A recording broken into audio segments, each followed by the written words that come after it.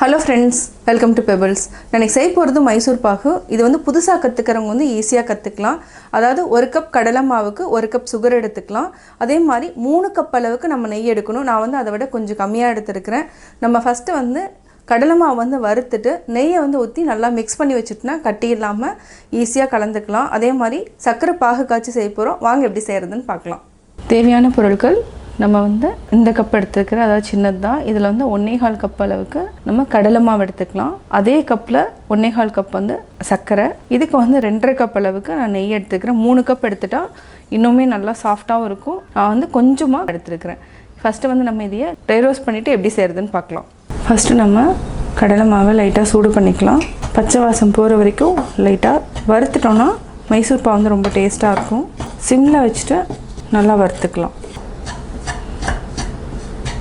சிம்மில் வச்சுட்டு நல்லா வறுத்துட்டு இதை நம்ம சலித்து ஒரு பவுலில் மாற்றிக்கலாம்.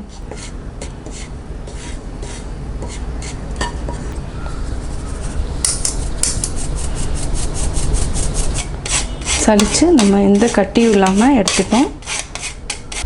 இதை நம்ம யூஸ் பண்ண வேண்டியதில்லை, கீழே போட்டுடலாம். இதை நம்ம ஒரு பவுலில் மாற்றிக்கலாம்.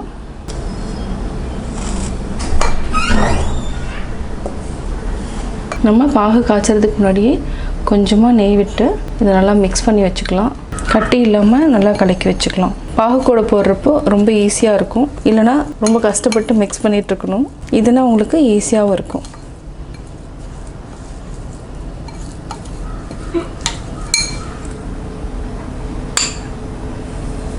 இந்த மாதிரி மிக்ஸ் பண்ணி வச்சுட்டு நம்ம இப்போது பாகு காய்ச்சிக்கலாம். அதாவது ஒரு கம்பி பதத்துக்கு பாகு காய்ச்சிக்கணும். அதுக்கப்புறம் இதை ஆட் பண்ணிக்கலாம். பேனில் சர்க்கரையை போட்டுக்கலாம். இதுக்கு ஒரு 1/2 டம்ளர் அளவுக்கு தண்ணி விட்டுக்கலாம். ஒரு கம்பி பதம் வர அளவுக்கு நம்ம நல்லா காய்ச்சிக்கலாம். ஃபஸ்ட்டு சர்க்கரை கரையிட்டும்.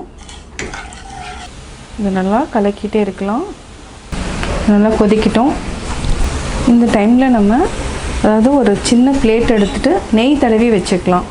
இந்த மாதிரி நெய் விட்டுக்கோங்க.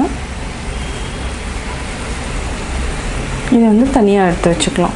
இப்போது கம்பி பதம் ரெடி ஆகிடுச்சு. பார்த்திங்கன்னா ஒரே இந்த தண்ணியில் அப்படியே வந்து சர்க்கரை வந்து நின்றுச்சுன்னா ஒரு கம்பி பதம். இப்போ வந்து நம்ம ஆல்ரெடி வந்து நெய் விட்டு கலக்கி வச்சுருக்கிறோம், அதை ஆட் பண்ணிக்கலாம். இப்படியும் நம்ம செக் பண்ணலாம்.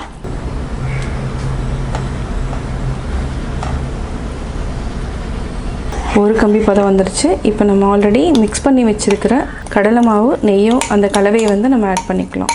இது நல்லா கலக்கிட்டே இருக்கணும். நம்ம இடையில நெய் விட்டுக்கலாம்.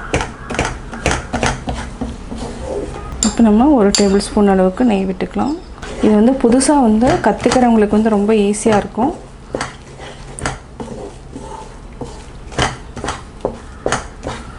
நெய் இடையில நம்ம நெய் விட்டுட்டே இருக்கணும்.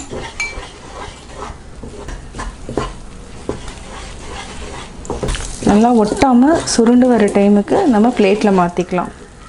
சுருண்டு வர ஆரம்பிச்சிருச்சு.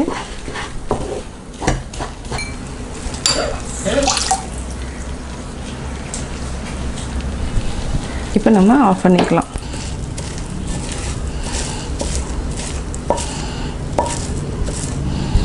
நம்ம பிளேட்டில் ஊற்றிட்டோம். ஒரு 10 மினிட்ஸ் வந்து விட்டுருங்க. அதுக்கப்புறம் நம்ம ஸ்லைஸ் போட்டுக்கலாம்.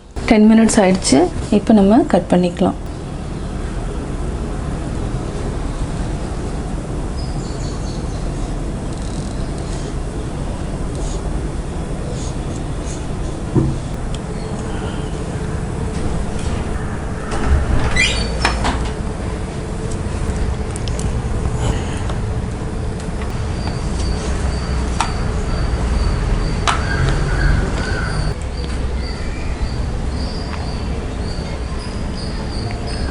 சுவையான மைசூர் பாகு ரெடி.